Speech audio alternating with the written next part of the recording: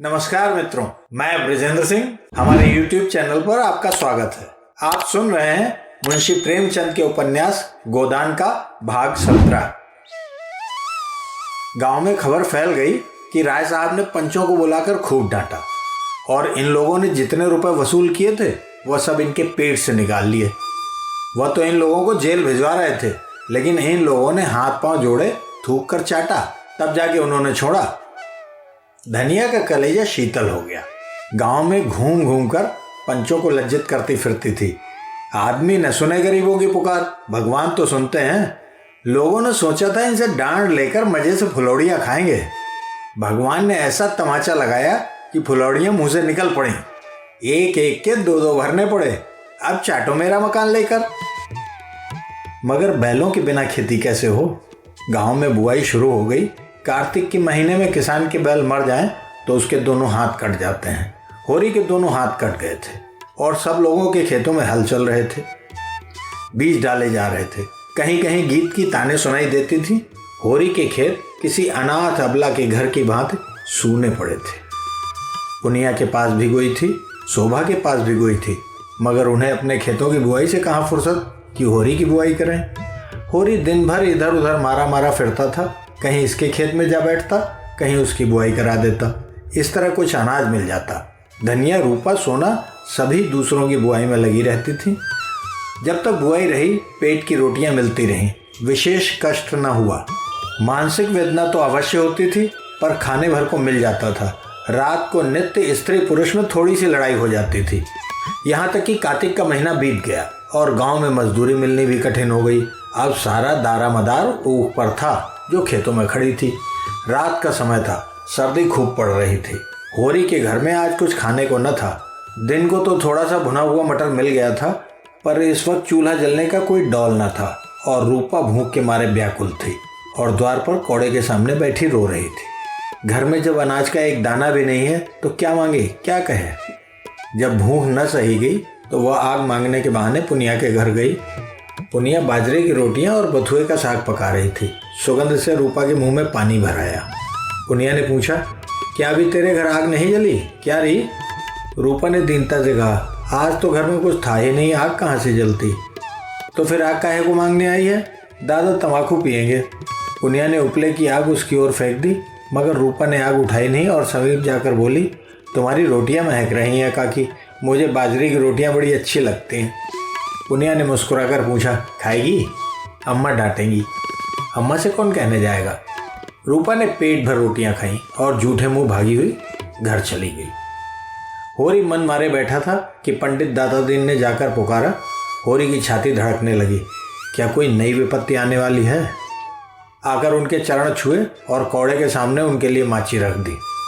दातादीन ने बैठते हुए अनुग्रह भाव से कहा, अब की तो तुम्हारे खेत परती पड़ गए होरी। तुमने गांव में किसी से कुछ कहा नहीं भोला की मजाल थी कि तुम्हारे द्वार से बैल खोल ले जाता, यहाँ लाश गिर जाती। मैं तुमसे जनेऊ हाथ में लेकर कहता हूँ होरी, मैंने तुम्हारे ऊपर डांट न लगाया था। धनिया मुझे नाहक बदनाम करती फिरती है। यह सब लाला पटेश्वरी और झिंगुरी सिंह की कारस्तानी है। मैं तो लोगों के कहने से पंचायत में बैठ भर गया था। वो लोग तो और कड़ा दंड लगा रहे थे। मैंने कह सुन के कम कराया, मगर अब सब जने सर पर हाथ धरे रो रहे हैं। समझे थे यहाँ उन्हीं का राज है, यह न जानते थे कि गांव का राजा कोई और है। तो अब अपने खेतों की बुआई का क्या इंतजाम कर रहे हो? होरी ने करुण कंठ से कहा, क्या बताऊं महाराज, पढ़ती रहेंगे ये तो बड़ा अनर्थ होगा। भगवान की यही इच्छा है तो अपना क्या बस। मेरे देखते तुम्हारे खेत कैसे पढ़ती रहेंगे। कल मैं तुम्हारी बुआई करा दूंगा। अभी खेतों में कुछ तरी है, उपज 10 दिन पीछे होगी, इसके सिवा और कोई बात नहीं। हमारा तुम्हारा आधा साझा रहेगा। इसमें न तुम्हें कोई टोटा है न मुझे। मैंने आज बैठे बैठे सोचा तो चित्त बड़ा दुखी हुआ कि जुते जुताए खेत परती रह जाते हैं। होरी सोच में पड़ गया। चौमासे भर इन खेतों में खाद डाली, जोता और आज बुआई के लिए आधी फसल देनी पड़ रही है। उस पर एहसान कैसा जता रहे हैं। लेकिन इससे तो अच्छा यही है कि खेत परती पड़ जाए। और कुछ न मिलेगा, लगान तो निकल ही आएगा। नहीं अब की बेबाकी न हुई तो बेदखली आई धरी है। उसने यह प्रस्ताव स्वीकार कर लिया। दातादीन प्रसन्न होकर बोले, तो चलो मैं अभी बीज तौल दूं, जिससे सवेरे का झंझट न रहे। रोटी तो खाली है ना। होरी ने लजाते हुए आज घर में चूल्हा न जलने की कथा कही। दातादीन ने मीठे हुए लहने के भाव से कहा, अरे तुम्हारे घर में चूल्हा नहीं जला और तुमने मुझसे कहा भी नहीं। हम तुम्हारे बैरी तो नहीं थे। इसी बात पर तुमसे मेरा जी उड़ता है। अरे भले आदमी, इसमें लाज शर्म की कौन बात है। हम सब एक ही तो हैं। तुम शूद्र हुए तो क्या, हम बामन हुए तो क्या, हैं तो सब एक ही घर के। दिन सबके बराबर नहीं जाते। कौन जाने कल मेरे ही ऊपर कोई संकट आ पड़े तो मैं तुमसे अपना दुख ना कहूँगा तो किससे कहूँगा। अच्छा जो हुआ, चलो बेघी के साथ तुम्हें मंदोमन अनाज खाने को भी तौल दूंगा। आधा घंटे में होरी मन भर जौ का टोकरा सिर पर रखे आया और घर की चक्की चलने लगी। धनिया रोती थी और सोना के साथ जौ पीसती थी। भगवान उसे किस कुकर्म का यह दंड दे रहे हैं। दूसरे दिन से बुआई शुरू हुई। होरी का सारा परिवार इस तरह काम में जुटा हुआ था मानो सब कुछ अपना ही है। कई दिन के बाद सिंचाई भी इस तरह हुई। दातादीन को सेंत मेत के मजूर मिल गए। अब कभी कभी उनका लड़का मातादीन भी घर में आने लगा था। जवान आदमी था, बड़ा रसिक और बातचीत का मीठा। दातादीन जो कुछ छीन झपट कर लाते थे वह उसे भांग बूटी में उड़ाता था। एक चमारे से उसकी आशनाई हो गई थी, इसलिए अभी तक ब्याह न हुआ था। वह रहती अलग थी, पर सारा गांव ये रहस्य जानते हुए भी कुछ न बोल सकता था। हमारा धर्म है हमारा भोजन, भोजन पवित्र रहे फिर हमारे धर्म पर कोई आंच नहीं आ सकती। रोटियां ढाल बनकर अधर्म से हमारी रक्षा करती हैं।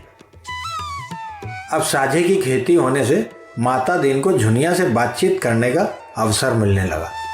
वह ऐसे दांव से आता जब घर में झुनिया के सिवा और कोई न होता। कभी किसी बहाने से, कभी किसी बहाने से। झुनिया रूपवती न थी लेकिन जवान थी और उसकी चमारिन प्रेमिका से अच्छी थी। कुछ दिन शहर में रह चुकी थी। पहनना ओढ़ना बोलना चालना जानती थी और लज्जाशील भी थी, जो स्त्री का सबसे बड़ा आकर्षण है। माता दीन कभी कभी उसके बच्चे को गोद में उठा लेता और प्यार करता। झुनिया निहाल हो जाती थी। एक दिन उसने झुनिया से कहा, तुम क्या देखकर गोबर के साथ आई झूना। झुनिया ने लजाते हुए कहा, भाग खींच लाया महाराज, और क्या कहूँ। माता दीन दुखी मन से बोला, बड़ा बेवफा आदमी है।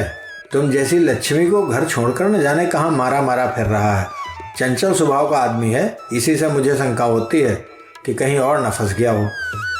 ऐसे आदमियों को तो गोली मार देनी चाहिए। आदमी का धर्म है जिसकी बाँह पकड़े उसे निभाए।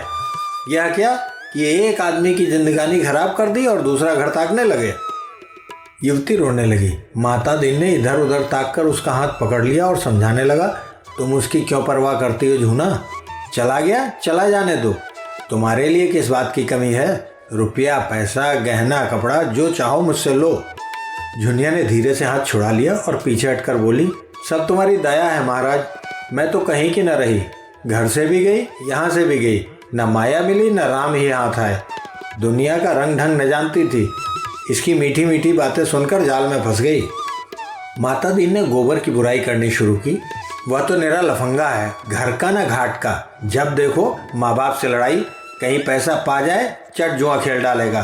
चरस और गांजे में उसकी जान बसती थी। सौदों के साथ घूमना, बहू बेटियों को छेड़ना, यही उसका काम था। थानेदार साहब बदमाशी में उसका चालान करने वाले थे। हम लोगों ने बहुत खुशामद की तब जाकर छोड़ा। दूसरों के खेत खलियान से अनाज उड़ा लिया करता था। कई बार तो खुद उसी ने पकड़ा था, पर गांव घर का समझकर छोड़ दिया। सोना ने बाहर आकर कहा, भाभी अम्मा ने कहा है अनाज निकाल कर धूप में डाल दो, नहीं चोकर बहुत निकलेगा। पंडित ने जैसे बखार में पानी डाल दिया हो। माता दीन ने अपनी सफाई दी। मालूम होता है तेरे घर में बरसात नहीं हुई, चौमासे में लकड़ी तक गीली हो जाती है, अनाज तो अनाज ही है। यह कहता हुआ वो बाहर चला गया। सोना ने आकर उसका खेल बिगाड़ दिया। सोना ने झुनिया से पूछा, माता दीन क्या करने आए थे। झुनिया ने माथा सिकोड़ कर कहा, पगैया मांग रहे थे। मैंने कह दिया यहाँ पगैया नहीं है। ये सब बहाना है, बड़ा खराब आदमी है। मुझे तो बड़ा भला आदमी लगता है, क्या खराबी है उसमें। तुम नहीं जानती, सिलिया चमारिन को रखे हुए है तो इसी से खराब आदमी हो गया। और कैसे आदमी खराब कहा जाता है। तुम्हारे भैया भी तो मुझे लाए हैं, वह भी खराब आदमी है। सोना ने इसका जवाब न देकर कहा, मेरे घर में फिर कभी आएगा तो धुतकार दूंगी, और जो उससे तुम्हारा ब्याह हो जाए। सोना लजा गई, तुम तो भाभी गाली देती हो। क्यों, इसमें गाली की क्या बात है? मुझसे बोले तो मुंह झुलस दूं? तो क्या तुम्हारा ब्याह किसी देवता से होगा? गांव में ऐसा सुंदर सजीला जवान दूसरा कौन है? तो तुम चली जाओ उसके साथ, सिलिया से लाख दर्जे अच्छी हो। मैं क्यों चली जाऊं? मैं तो एक के साथ चली आई, अच्छा है या बुरा? तो मैं भी जिसके साथ ब्याह होगा उसके साथ चली जाऊंगी, अच्छा हो या बुरा। और जो किसी बूढ़े के साथ ब्याह हो गया, सोना हंसी, मैं उसके लिए नरम नरम रोटियां पकाऊंगी, उसकी दवाइयां कूटूंगी छानूंगी, उसे हाथ पकड़ कर उठाऊंगी, जब मर जाएगा तो मुंह ढाँप कर रोऊंगी। और जो किसी जवान के साथ हुआ तब तुम्हारा सिर, हाँ नहीं तो। अच्छा बताओ, तुम्हें बूढ़ा अच्छा लगता है कि जवान? जो अपने को चाहे वही जवान है, न चाहे वही बूढ़ा है। दैव करे तुम्हारा ब्याह किसी बूढ़े से हो जाए, तो देखो तुम उसे कैसे चाहती हो, तब मनाओगी। किसी तरह ये नगोड़ा मर जाए तो किसी जवान को लेकर बैठ जाऊं, मुझे तो उस बूढ़े पर दया आए।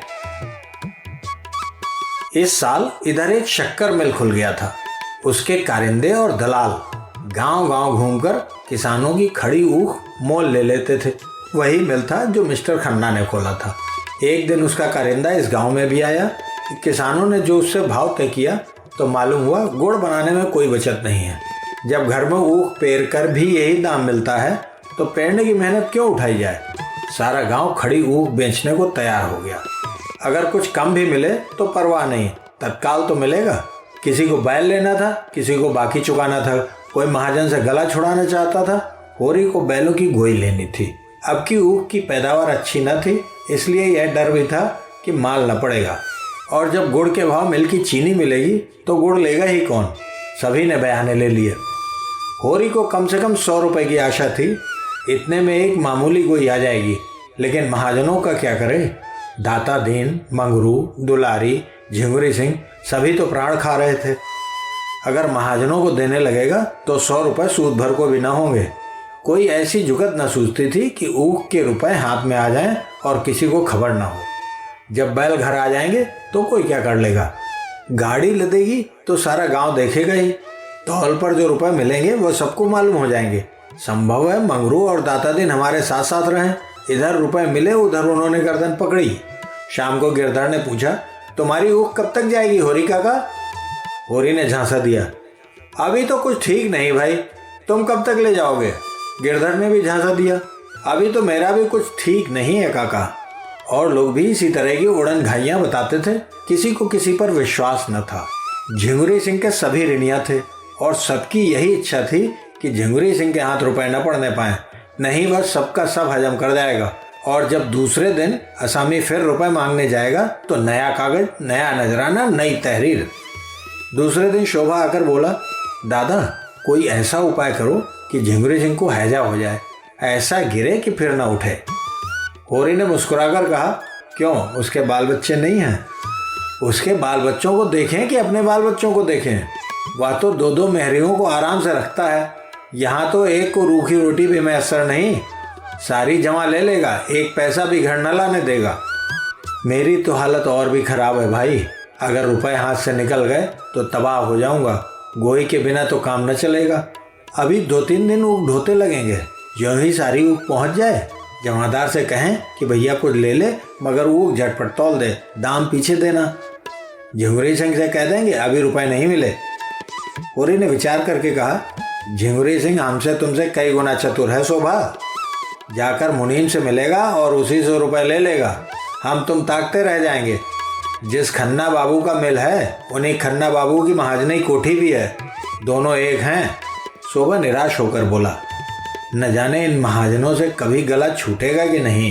होरी बोला, इस जन्म में तो कोई आशा नहीं है भाई। हम राज नहीं चाहते, भोग विलास नहीं चाहते, खाली मोटा झोटा पहनना और मोटा झोटा खाना और मर्जाद के साथ रहना चाहते हैं। वह भी नहीं सकोता। शोभा ने धूर्तता के साथ कहा, मैं तो दादा इन सबों को अब की चकमा दूंगा। जमादार को कुछ दे दिलाकर इस बात पर राजी कर लूंगा कि रुपए के लिए हमें खूब दौड़ाए। झिंगुरी कहाँ तक दौड़ेंगे? होरी ने हंसकर कहा, यह सब कुछ न होगा भैया। कुशल इसी में है कि झिंगुरी सिंह के हाथ पांव जोड़ो, हम जाल में फंसे हुए हैं। जितना ही फड़फड़ाओगे उतना ही और जकड़ते जाओगे। तुम तो दादा बूढ़ों की सी बातें कर रहे हो। कटघरे में फंसे बैठे रहना तो कायरता है। फंदा और जकड़ जाए बला से, पर गला छुड़ाने के लिए जोर तो लगाना ही पड़ेगा। यही तो होगा, झिंगुरी घर द्वार नीलाम करा लेंगे। करा ले नीलाम। मैं तो चाहता हूँ कि कोई हमें रुपए न दे, हमें भूखों मरने दे, लाते खाने दे, एक पैसा भी उधार न दे। लेकिन पैसा वाले उधार न दें तो सूद कहाँ से पाएं? एक हमारे ऊपर दावा करता है तो दूसरा हमें कुछ कम सूद पर रुपए उधार देकर अपने जाल में फंसा लेता है। मैं तो उसी दिन रुपए लेने जाऊंगा जिस दिन झिंगुरी कहीं चला गया होगा। होरी का मन भी विचलित हुआ। हाँ, ये ठीक है, ऊख तुलवा देंगे, रुपए दांव घात देख कर ले आएंगे। बस यही चाल चलो। दूसरे दिन प्रातःकाल गांव के कई आदमियों ने ऊख काटनी शुरू कर दी। होरी भी अपने खेत में गड़ासा लेकर पहुंचा। उधर से शोभा भी उसकी मदद को आ गया। पुनिया, झुनिया, कोनिया, सोना सभी खेत में जा पहुंची। कोई ऊख काटता था, कोई छीलता था, कोई पूले बांधता था। महाजनों ने जो ऊख कटते देखी तो पेट में चूहे दौड़े। एक तरफ से दुलारी दौड़ी, दूसरी तरफ से मंगरू साह, तीसरी ओर से माता दी और पटेश्वरी और झिंगुरी के प्यादे। दुलारी हाथ पांव में मोटे मोटे चांदी के कड़े पहने, कानों में सोने का झुमका, आंखों में काजल लगाए, बूढ़े यौवन को रंगे रंगाए आकर बोली, पहले मेरे रुपए दे दो, तब ऊख काटने दूंगी। मैं जितना गम खाती हूँ उतना ही तुम शेर होते हो। 2 साल से एक धेला सूद नहीं दिया, 50 तो मेरे सूद के होते हैं। होरी ने घिघिया कर कहा, भाभी ऊख काट लेने दो, इसके रुपए मिलते हैं तो जितना हो सकेगा तुमको भी दूंगा। न गांव छोड़कर भागा जाता हूँ, न इतनी जल्दी मौत ही आई जाती है। खेत में खड़ी ऊख तो रुपए न देगी। दुलारी ने उसके हाथ से गड़ासा छीन कर कहा, नीयत इतनी खराब हो गई है तुम लोगों की, तभी तो बरकत नहीं होती। आज 5 साल हुए होरी ने दुलारी से 30 रुपए लिए थे। 3 साल में उसके 100 रुपए हो गए। तब स्टाम्प लिखा गया। 2 साल में उस पर 50 रुपए सूद चढ़ गया था। होरी बोला, सव्वाइन, नियत तो कभी खराब नहीं की और भगवान चाहेंगे तो पाई पाई चुका दूंगा। हाँ, आजकल तंग हो गया हूँ, जो चाहे कह लो। सव्वाइन को जाते देर नहीं हुई कि मंगरू साहब पहुंचे। काला रंग, तोंद कमर के नीचे लटकती हुई, 2 बड़े बड़े दांत सामने जैसे काट खाने को निकले हुए, सिर पर टोपी, गले में चादर। उम्र अभी 50 से ज्यादा नहीं, पर लाठी के सहारे चलते थे। गठिया का मरज हो गया था, खांसी भी आती थी। लाठी टेक कर खड़े हो गए और होरी को डांट बताई, पहले हमारे रुपए दे दो होरी, तब ऊख काटो। हमने रुपए उधार दिए थे, खैरात नहीं थे। 3 साल हो गए, न सूद न ब्याज। मगर यह न समझना कि तुम मेरे रुपए हजम कर जाओगे, मैं तुम्हारे मुर्दे से भी वसूल कर लूंगा। शोभा मस्खरा था, बोला, तब काहे को घबराते हो साहजी, इनके मुर्दे ही से वसूल कर लेना। नहीं, 1-2 साल के आगे पीछे दोनों ही सरग में पहुंचोगे, वहीं भगवान के सामने अपना हिसाब चुका लेना। मंगरू ने शोभा को बहुत बुरा भला कहा, जमामार, बेईमान इत्यादि। लेने की बेर तो दुम हिलाते हो, जब देने की बारी आती है तो गुर्राते हो। घर बिकवा लूंगा, बैल बधिये नीलाम करा लूंगा। शोभा ने फिर छेड़ा, अच्छा ईमान से बताओ साहब, कितने रुपए दिए थे जिसके अब 300 रुपए हो गए हैं? जब तुम साल के साल सूद न दोगे तो आप ही बढ़ेंगे। पहले कितने रुपए दिए थे तुमने? 50 ही तो। कितने दिन हुए ये भी तो देख। 5-6 साल हुए होंगे। 10 साल हो गए पूरे, 11वां जा रहा है। 50 रुपए के 300 रुपए लेते तुम्हें जरा भी शर्म नहीं आती? शर्म कैसी, रुपए दिए हैं कि खैरात मांगते हैं? होरी ने इन्हें भी चिरौरी विनती करके विदा किया।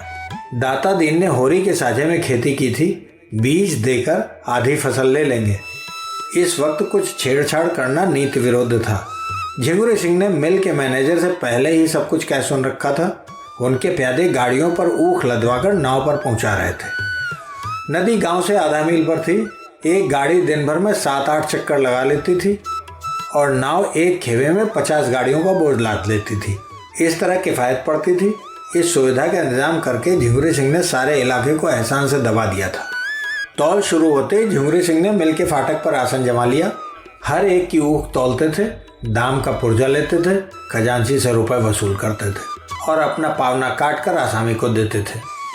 आसामी कितना ही रोए चीखे, किसी के न सुनते थे। मालिक का यही हुक्म था, उनका क्या बस। होरी को 120 रुपए मिले, उसमें से झिंगुरी सिंह ने अपने पूरे रुपए सूद समेत काटकर कोई 25 रुपए होरी के हवाले किए। होरी ने रुपए की ओर उदासीन भाव से देखकर कहा, ये लेकर मैं क्या करूँगा ठाकुर, ये भी तुम ही ले लो, मेरे लिए मजूरी बहुत मिलेगी। झिंगुरी ने 2500 रुपए जमीन पर फेंक कर कहा, लो या फेंक दो, तुम्हारी खुशी। तुम्हारे कारण मालिक की घुड़कियाँ खाई और अब राय साहब सिर पर सवार हैं कि डांट के रुपए अदा करो। तुम्हारी गरीबी पर दया करके इतने रुपए दिए देता हूँ, नहीं एक ढेला भी न देता। अगर राय साहब ने सख्ती की तो उल्टे और घर से देने पड़ेंगे।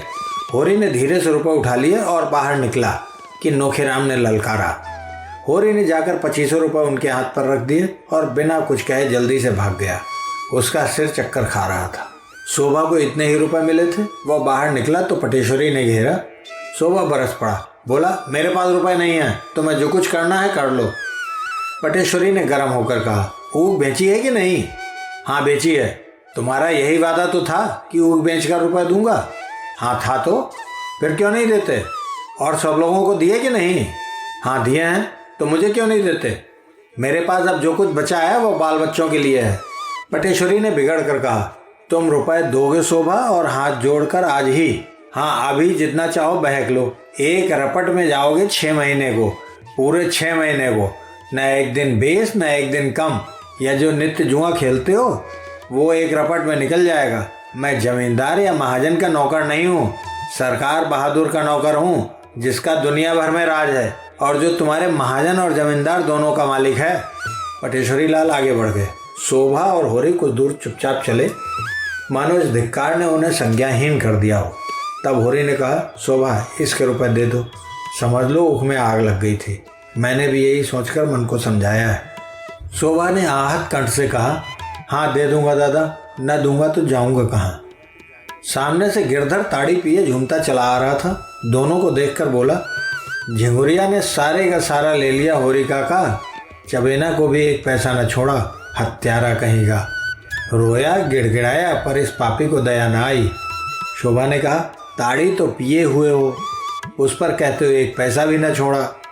गिरधर ने पेट दिखाकर कहा, सांझ हो गई, जो पानी की बूंद भी कंठ के तले गई हो तो गौमांस बराबर। एक कन्नी मुंह में दबा ली थी, उसकी ताड़ी पी ली।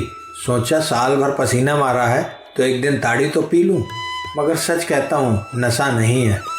एक आने में क्या नशा होगा? हाँ झूम रहा हूँ जिससे लोग समझे खूब पिए हुए। बड़ा अच्छा हुआ काका, बेबाकी हो गई। 20 लिए, उसके 160 भरे, कुछ हद है। होरी घर पहुंचा तो रूपा पानी लेकर दौड़ी, सोना चिलम भर लाई। धनिया ने चबेना और नमक लाकर रख दिया और सभी आशा भरी आंखों से उसकी ओर ताकने लगी। झुनिया भी चौखट पर आ खड़ी हुई। होरी उदास बैठा था। कैसे मुंह हाथ धोए, कैसे चबेना खाए, ऐसा लज्जित और ग्लानित था मानो हत्या करके आया हो। धनिया ने पूछा, कितने की तौल हुई? 120 मिले, पर सब वहीं लुट गए, ढेला भी न बचा। धनिया सिर से पांव तक भस्म हो उठी। मन में ऐसा उद्वेग उठा कि अपना मुंह नोच ले। बोली, तुम जैसा घामड़ आदमी भगवान ने क्यों रचा? कहीं मिलते तो उनसे पूछती। तुम्हारे साथ सारी जिंदगी तलख हो गई। भगवान मौत भी नहीं देते कि जंजाल से जान छूटे। उठाकर सारे रुपए बहनोइयों को दे दिए। अब और कौन आमदनी है जिससे गोई आएगी? हल में क्या मुझे जोतोगे या आप जोतोगे? मैं कहती हूँ तुम बूढ़े हुए, तुम्हें इतनी अक्ल भी नहीं आई कि गोई भर के रुपए तो निकाल लेते। कोई तुम्हारे हाथ से छीन थोड़े लेता।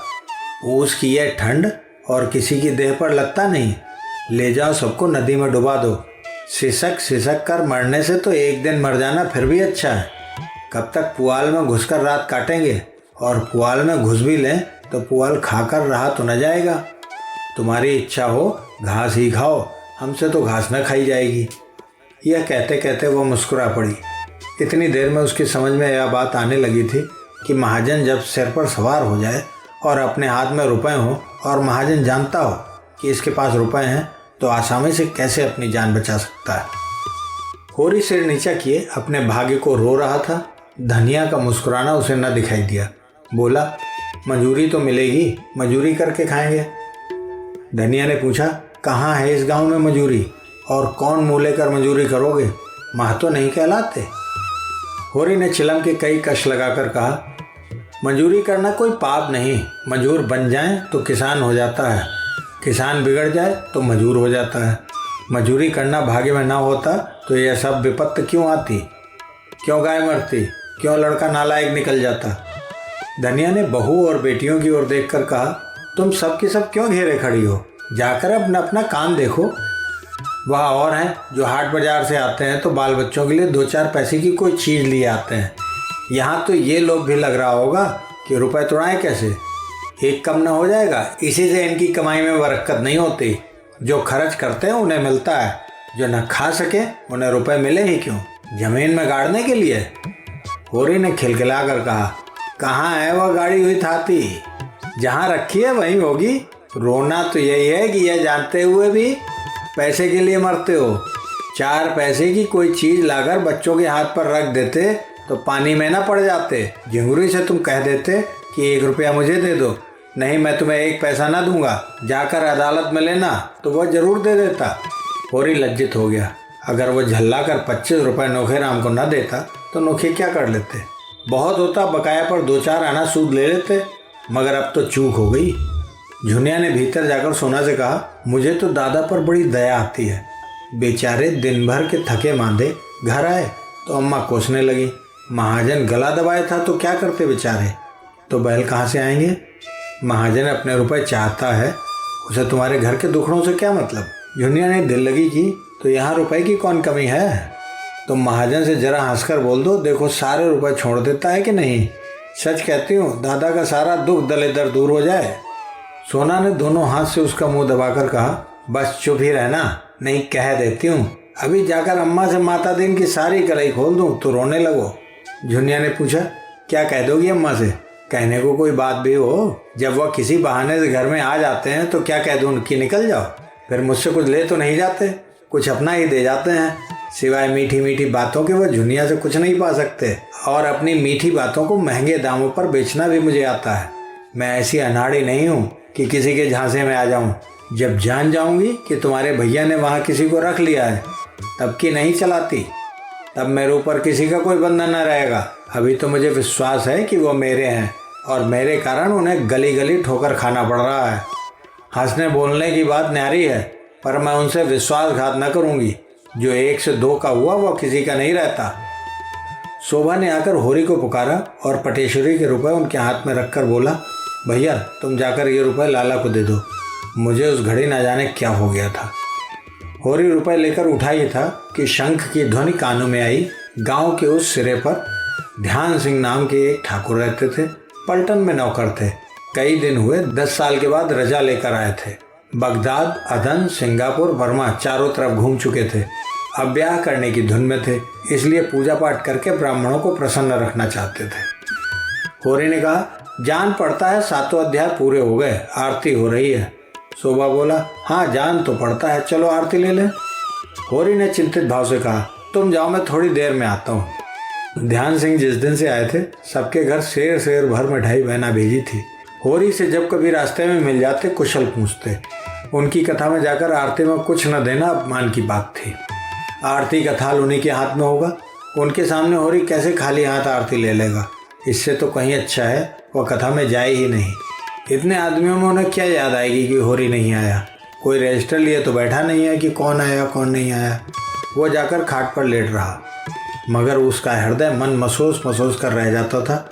उसके पास 1 पैसा भी नहीं है, तांबे का 1 पैसा। आरती के पुण्य और महात्मा का उसे बिल्कुल ध्यान था। बात थी केवल व्यवहार की। ठाकुर जी की आरती तो वो केवल श्रद्धा की भेंट देकर ले सकता था, लेकिन मर्यादा कैसे तोड़े, सबकी आंखों में हेठा कैसे बने। साजा वो उठ बैठा, क्यों मर्यादा की गुलामी करे, मर्यादा के पीछे आरती का पुण्य क्यों छोड़े। लोग हंसेंगे, हंस लें, उसे परवाह नहीं है। भगवान उसे कुकर्म से बचाए रखे और वह कुछ नहीं चाहता। वह ठाकुर के घर की ओर चल पड़ा।